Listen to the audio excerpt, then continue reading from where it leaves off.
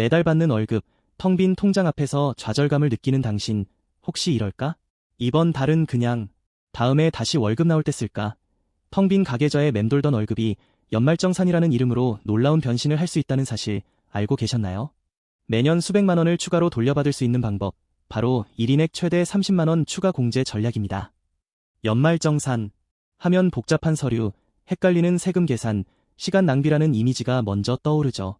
하지만 사실 여러분이 알아야 할 혜택은 생각보다 훨씬 많고 복잡한 과정도 충분히 간편하게 만들 수 있습니다. 특히 1인 가구라면 더욱 큰 혜택을 누릴 수 있다는 사실. 굳이 복잡한 계산을 할 필요는 없습니다. 지금부터 제가 쉽고 명확하게 1인 가구가 연말정산에서 최대 30만 원까지 추가 공제받는 방법을 알려드릴게요.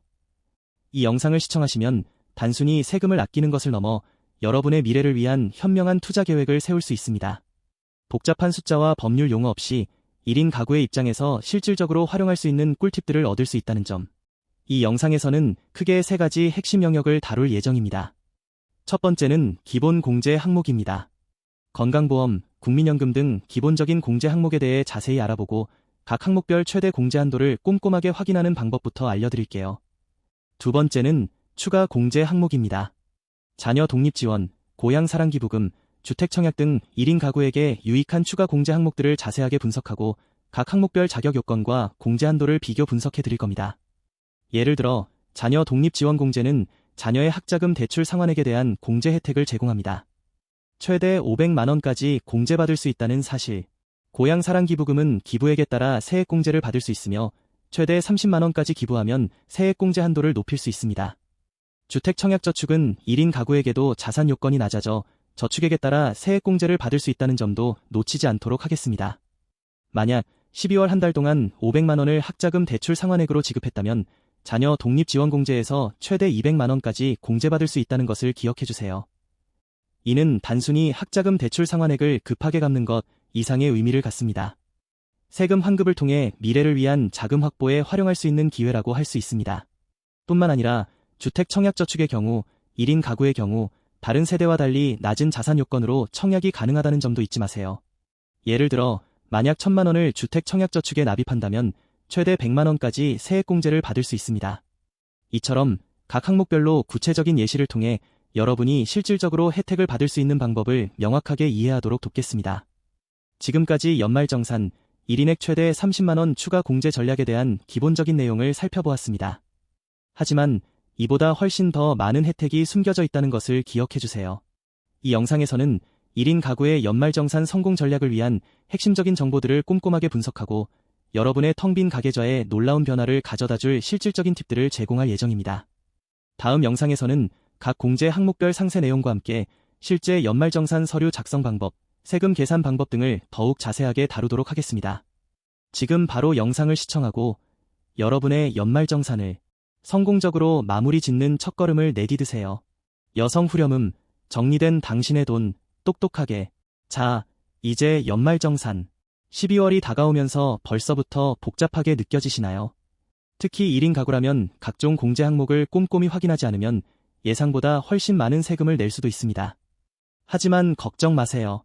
연말정산에서 최대 30만 원까지 추가 공제받는 방법, 제가 아주 쉽고 자세하게 알려드릴게요. 가장 중요한 첫 번째 핵심은 바로 소득공제 한도 초과 공제입니다. 연말정산에서 세금을 줄이는 가장 효과적인 방법 중 하나가 바로 이겁니다. 연말정산 간편계산기에서 기본 공제 항목을 모두 챙긴 후에도 여기에 추가적으로 공제받을 수 있는 항목이 있다는 사실을 알고 계신가요? 예를 들어 주택담보대출 이자나 건강보험료 등 기본 공제 항목을 모두 활용했는데도 30만 원이 채 안 된다면 이 추가 공제를 통해 더 많은 금액을 돌려받을 수 있는 겁니다. 이게 정확히 어떤 의미일까요? 제가 구체적인 예를 들어 설명해 드릴게요.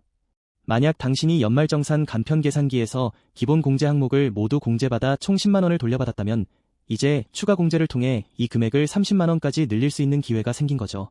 예를 들어 개인연금저축 공제를 추가적으로 신청할 수 있다면 10만 원의 공제 한도를 초과하는 금액만큼 추가 공제받을 수 있습니다.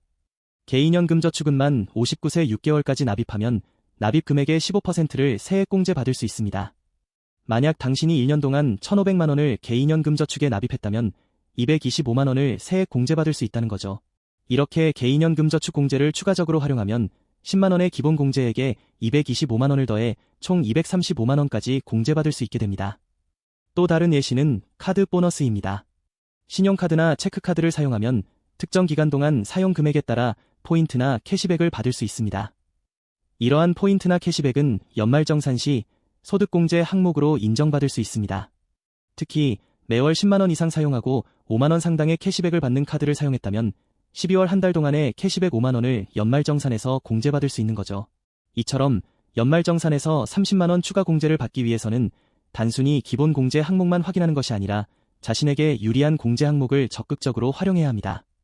주택담보대출이자, 건강보험료, 개인연금저축, 카드보너스 등 다양한 공제 항목을 꼼꼼히 확인하고 해당 조건에 부합하는 항목을 신청하는 것이 중요합니다. 그리고 중요한 것은 각 공제 항목별 공제 한도를 정확히 확인하고 한도 초과 공제를 활용하는 것입니다. 이해를 돕기 위해 다시 한번 핵심 내용을 정리해 드릴게요. 1. 연말정산 간편계산기에서 기본 공제 항목을 꼼꼼히 확인하고 2. 추가적으로 받을 수 있는 공제 항목을 적극적으로 활용하고 3. 각 공제 항목별 한도를 확인하여 30만원까지 추가 공제받으세요. 지금 바로 연말정산 준비를 시작해서 예상치 못한 세금 부담을 줄여보세요. 여성 후렴음, 정리된 당신의 돈, 똑똑하게.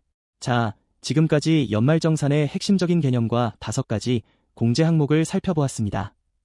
이제 실제로 1인 기준으로 최대 30만원까지 추가 공제받는 방법을 좀 더 구체적으로 알아볼까요? 정말 복잡하게 느껴지네 하시는 분들도 걱정 마세요. 제가 하나씩 꼼꼼하게 알려드리겠습니다. 건강검진비는 연말정산에서 가장 많이 활용되는 공제 항목 중 하나입니다. 특히 1인 기준 최대 10만원까지 공제받을 수 있다는 점을 기억해주세요. 그런데 여기서 중요한 건 어떤 검진비를 공제받을 수 있는지, 그리고 누구의 검진비인지에 따라 공제 한도가 달라진다는 것입니다. 본인의 건강검진비, 1인 기준 30만원을 초과하지 않는 범위 내에서 건강검진비를 공제받을 수 있습니다. 예를 들어 종합검진을 받으셨다면 검진비가 30만원을 넘지 않는 한 최대 10만원까지 공제받을 수 있죠. 다만 건강검진비는 본인 명의로 지불해야 합니다. 신용카드 결제나 제휴카드 결제는 해당되지 않으니 꼭 계좌이체를 이용해주세요. 배우자의 건강검진비도 본인 명의로 지불된 경우에만 공제받을 수 있습니다. 배우자의 건강검진비가 30만원을 초과하지 않는 한 최대 10만원까지 공제받을 수 있습니다. 건강검진비의 종류, 종합검진뿐만 아니라 암검진, 코로나19 검사, 인지건강검사 등 다양한 종류의 건강검진비도 건강검진비로 인정받을 수 있습니다. 중요한 건 검진기관이 건강검진을 목적으로 하는 곳이어야 한다는 점입니다. 예를 들어 일반적인 병원에서 받는 비급여 검사는 건강검진비로 인정받기 어려울 수 있다는 점을 유의해주세요. 1인 기준 교육비 공제는 최대 50만원까지 가능합니다. 하지만 단순히 교육이라는 단어만으로는 충분하지 않습니다. 교육비 공제를 받기 위해서는 교육비라는 항목에 해당하는 지출 내역을 정확하게 기록하고 관련 증빙 서류를 준비해야 합니다. 공제 가능한 교육비 항목, 여기에는 직업능력개발훈련비, 외국인어 교육비, 대학교 과목별 교육비, 온라인 교육비 등 다양한 항목이 포함됩니다. 중요한 것은 교육기관이 학교, 학원, 방송사 등 교육을 목적으로 하는 곳이어야 한다는 점입니다. 예를 들어 도서관에서 책을 빌려보는 건 교육비로 인정받기 어렵겠죠. 증빙서류, 교육비 공제는 반드시 영수증이나 출급금명세서와 같은 증빙서류를 첨부해야 합니다. 영수증에는 교육기관명, 교육비 항목, 교육비 금액 등이 정확하게 기재되어 있어야 합니다. 또한 온라인 교육의 경우 교육기관이 발행하는 수료증이나 교육이수확인서를 영수증 대신 활용할 수 있습니다. 실생활 응용 예시, 제가 최근에 1인 온라인 마케팅 강의를 들었는데 강의 플랫폼에서 발행한 교육이수확인서를 영수증처럼 활용해서 연말정산 준비를 했습니다. 이 경우 교육비 50만원까지 공제받을 수 있었습니다. 주의사항, 교육비는 본인 또는 배우자의 교육비로만 인정받을 수 있습니다. 따라서 자녀의 교육비는 교육비 공제 대상이 될 수 없습니다. 더 궁금한 점이 있으시면 저희 채널에서 더 자세한 정보를 제공해 드리겠습니다. 연말정산, 이제 어렵게 생각하지 마세요. 꼼꼼하게 준비하면 여러분의 돈을 돌려받을 수 있습니다. 자, 지금까지 연말정산의 핵심 2가지, 즉 소득공제와 세액공제를 살펴보았습니다. 이제 세 번째 핵심 공제, 바로 다중몰입형 소비 공제를 알아볼 시간인데요. 2023년 연말정산에서 1인액 최대 30만원까지 추가 공제가 가능한 다중 몰입형 소비는 생각보다 많은 분들이 놓치고 계시는 꿀팁입니다. 이 공제는 2021년 이후부터 디지털 콘텐츠 이용금액이라는 이름으로 존재했지만 2023년에는 다중 몰입형 소비라는 새로운 명칭으로 변경되었죠. 어떻게 공제받을 수 있을까요? 간단합니다. 2023년 한 해 동안 이용한 디지털 콘텐츠의 이용금액을 1인 기준 5만 원 이상으로 계산하고 증빙 서류를 준비하면 됩니다.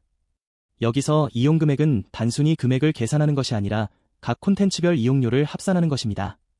예를 들어 넷플릭스 월 구독료 15,000원, 트위치 게임 구독료 15,000원, 전자책 5,000원, 온라인 강의 35,000원 등을 모두 합하면 총 35만 5천원이 되죠. 하지만 주의해야 할 점이 있습니다. 먼저 다중 몰입형 소비에 해당되는 콘텐츠를 정확히 파악해야 합니다.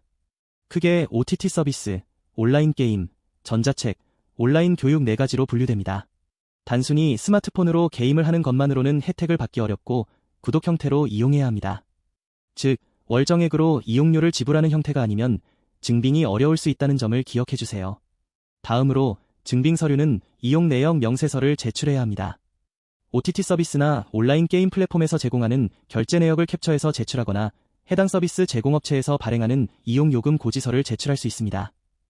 중요한 것은 이용 내역이 본인 명의로 발행된 것임을 증명해야 한다는 점입니다. 가족 명의로 낸다면 인정받기 어렵겠죠? 만약 연말정산 간편 결제 시스템을 이용하신 경우에는 간편 결제 서비스의 이용 내역을 캡처하여 제출할 수도 있습니다.